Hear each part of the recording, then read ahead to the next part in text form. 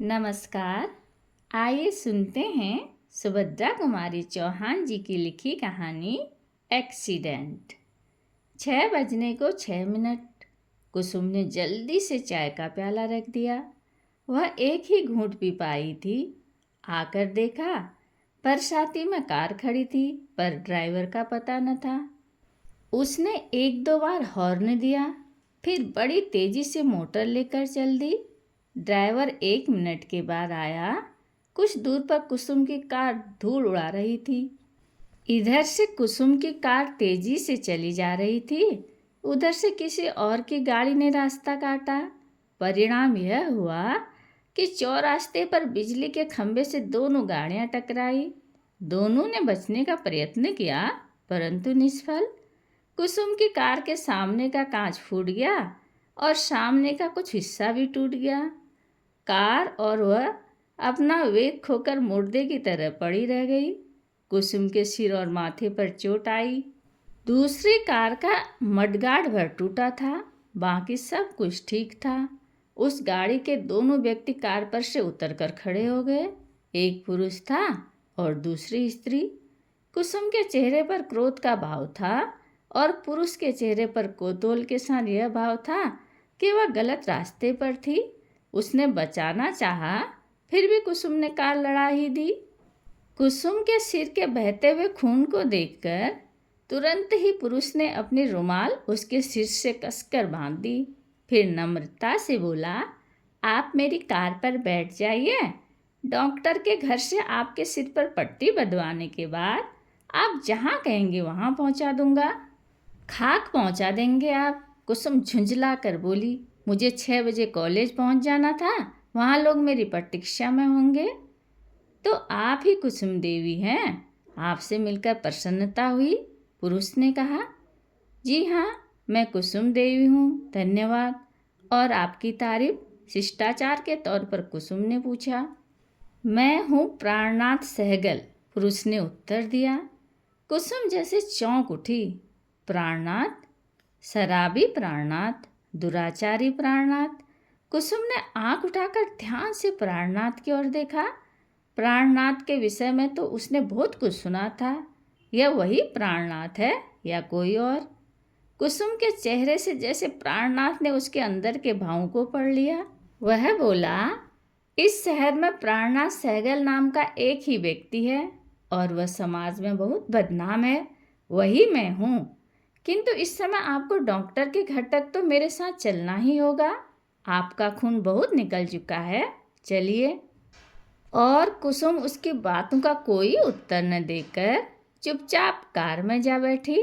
प्राणनाथ ने कुसुम को ले जाकर डॉक्टर के यहाँ पट्टी बंधवाई और फिर उसके घर छोड़ दिया।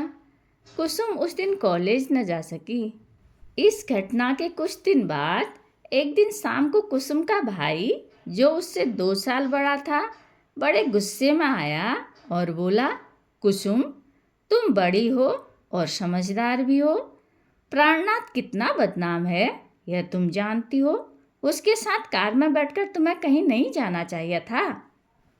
कुसुम ने कहा, पर भैया, जिस दिन मेरी मोटर लड़ गई थी उसी दिन मैं उसकी कार में डॉक्टर के घर गई थी और तो मैं कभी नहीं गई।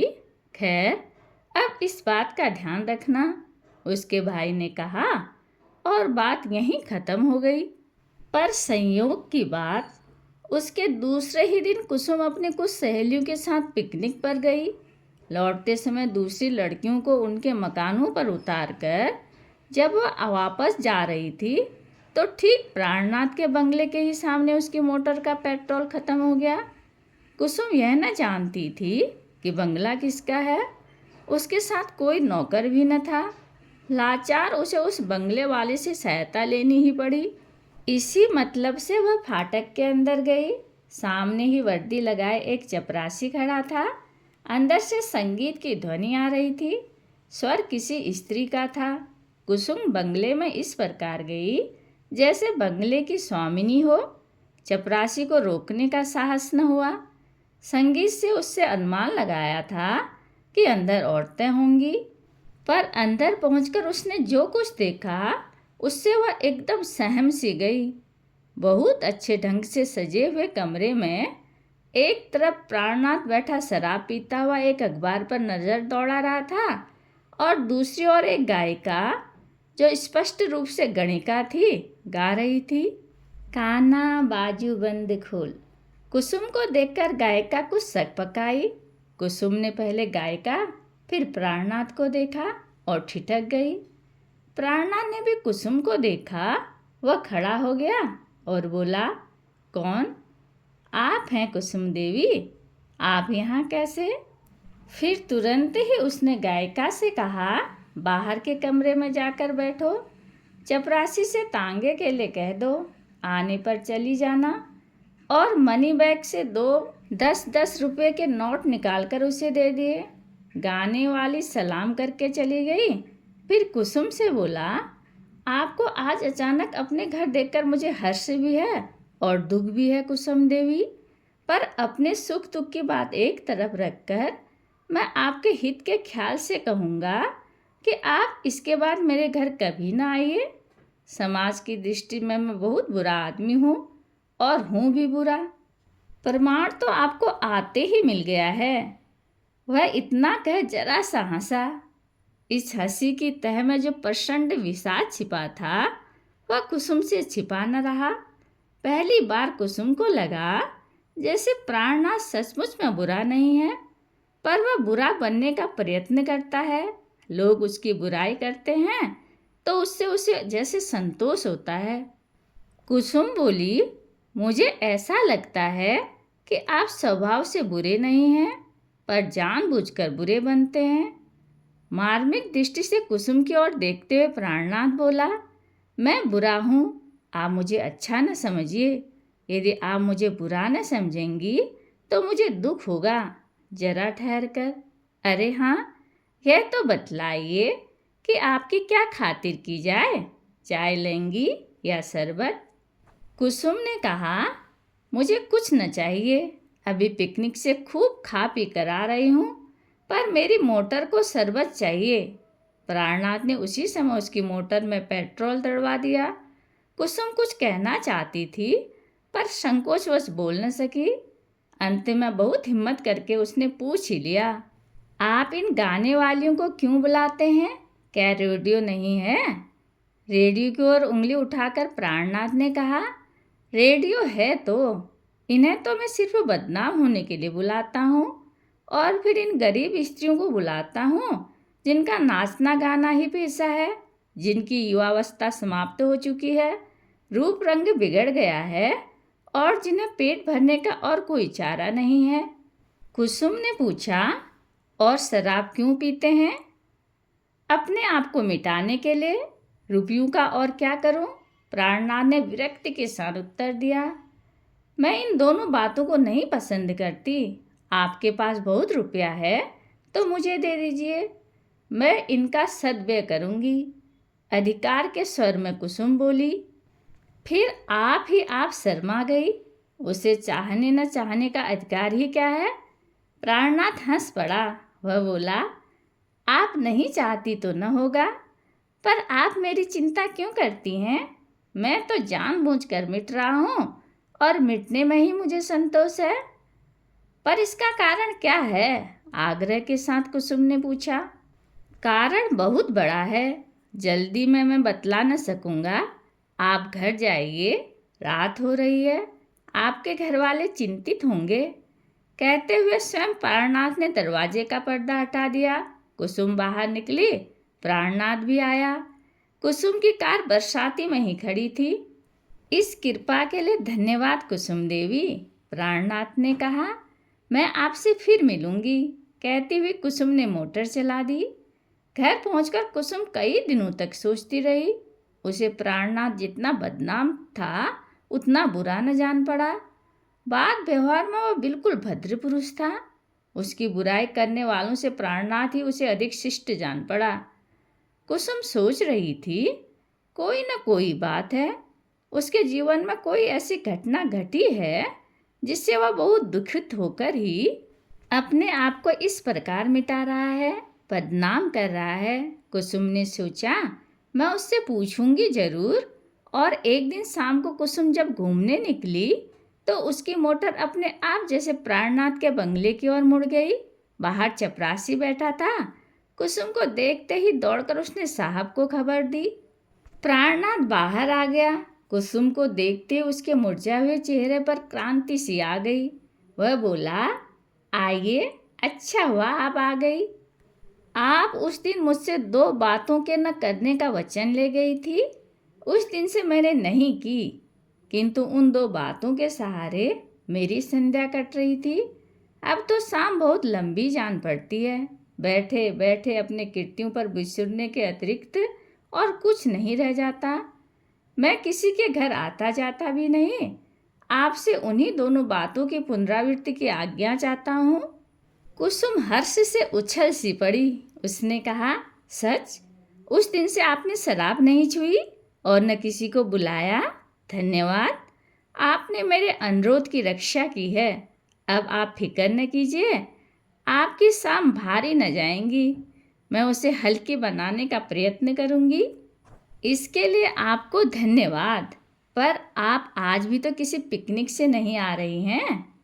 नहीं, चाय पीऊंगी मैं, बनवाइए। प्राणनाथ ने रसोइयों को बुलाकर चाय बनाने को कहा। कुसुम कुछ सोचकर बोली, हाँ, मैं आपसे वह कारण पूछना चाहती हूँ। यदि आपको कोई विशेष कष्ट न हो तो बतलाइए कि आपने अपने ऊपर इतना अत्याचार क्यों किया है? बुरे न होकर भी क्यों बुरे बने रहे हैं? दुराचारी न होकर भी क्यों अपने आप को दुराचारी साबित कर रहे हैं? इसकी एक कहानी है कुसुम देवी। एक दीर्घ श्वास के साथ प्राणनाथ ने कहा, मैंने एक स्त्री का जीवन बर्बाद किया है और बर्बाद करने के बाद अपनी जिम्मेदारी नहीं समझी। उस पर व्यर्थ का संदेह किया, उसे सताया और बड़े ही नाजुक समय में उसकी ओर से इतना उदासीन रहा, उसकी बातों को ठुकराया कि शायद वह गली गली टुकड़े मांगने तक को विवश हो गई हो। इस घटना ने मेरे संदेह को दूर कर दिया। मैंने अपनी गलती समझी और जाना कि वह बिल्कुल निर्दोष है। उसके साथ बड़ा अन्याय किया गया है। मैं उससे क्षमा मांगने उसे लाने के लिए गया, किंतु तब तक उसका वहाँ पता ही नहीं था। कहीं भी पता नहीं लगा। न जाने वह कहाँ गई। इस ख्याल से भी मैं बहुत सी औरतों के यहाँ गया हूँ कि न जाने कहाँ किस अवस्था में मुझे वह रुक्मिणी मिल गई जाए। मैं उसका अपराधी हूँ, कम से कम उससे क्षमा तो मांग सकूँगा। कुसुम ने कहा, बस बहुत हो चुका। आपने अपने ऊपर काफ़ी अत्याचार किया है। अब आप यह न कर सकेंगे। आपने एक स्त्री के साथ अत्याचार किया है। कष्ट मुझे भी हुआ है, पर आप अपने ऊपर जो अत्याचार करते हैं उससे भी मुझे कष्ट होता है। अच्छा, मैं आपको कल अपने घर चाय के लिए निमंत्रित करती हूँ। शाम को 5 बजे आ जाएंगे या कार भेजनी पड़ेगी? वैसे तो मैं आ जाऊँगा, पर आपके घर वाले इस बात को पसंद न करेंगे। मेरा आना उन्हें अच्छा न लगेगा। मेरे घर में कोई भी आपके खिलाफ नहीं है, कुसुम ने दृढ़ता से कहा। मेरे भैया जरा कुछ ऐसा वैसा कह रहे थे, पर मैंने उन्हें समझा दिया है। सभी आपसे मिलना चाहते हैं। कल आप आएंगे ना? जी हाँ, आऊँगा। ठीक 5 बजे? हाँ, ठीक 5 बजे। दूसरे दिन कुसुम ने चाय के लिए बड़ी तैयारी की। बहुत तरह की मिठाइयाँ और फल इत्यादि मंगवाए।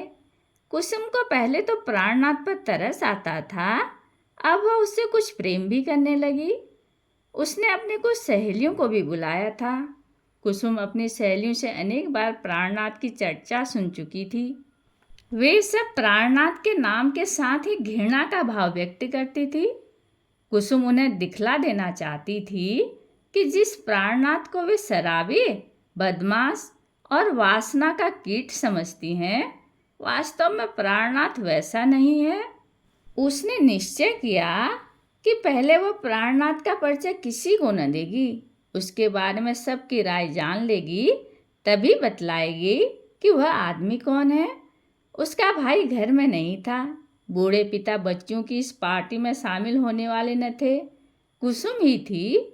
जो कुछ थी और उसकी माँ और सहेलियाँ थी। उसकी सहेलियाँ पहले ही आ चुकी थी। प्राणनाथ ठीक 5 बजे आया। प्राणनाथ बहुत गोरा और देखने में सुंदर था। कुछ देर इधर उधर की बात करने के बाद कुसुम ने अपनी परिचारिका भामा को चाय लाने को कहा। कुसुम देख रही थी कि उसकी सहेलियों में से कोई भी प्राणनाथ से जंगली जानवर या हौवा की तरह नहीं डरती हैं, किंतु खुलकर स्नेह के साथ बातचीत कर रही हैं। एक दो ने चुपके से पूछ भी लिया, यह कौन है? कुसुम ने कहा, मेरे दूर के रिश्ते के भाई होते हैं। इसी समय भामा चाय लेकर आई। एक सुंदर से ट्रे में उसने चायदानी और प्याले वगैरह सजा रखे थे। मेज के बहुत करीब वह पहुंच न पाई थी कि एकाएक उसकी दृष्टि प्राणनाथ पर और प्राणनाथ की दृष्टि भामा पर पड़ी। एक क्षण तक दोनों ने एक दूसरे को देखा। अचानक भामा जैसे उठी। उसके हाथ से ट्रे छूटकर धरती पर गिर पड़ी। चायदानी उसके पैरों के पास गिरकर फूट गई। प्याले दूर दूर तक कमरे में बिखर गए। भामा निर्जीव सी वहीं धरती पर बैठ गई। प्राणनाथ के मुंह से एक चीख के साथ निकल पड़ा, रुक्मणी। और वे सब अपनी अपनी कुर्सी छोड़कर निर्जीव सी पड़ी हुई भामा की परिचर्चा में लग गए। कहानी सुनने के लिए धन्यवाद।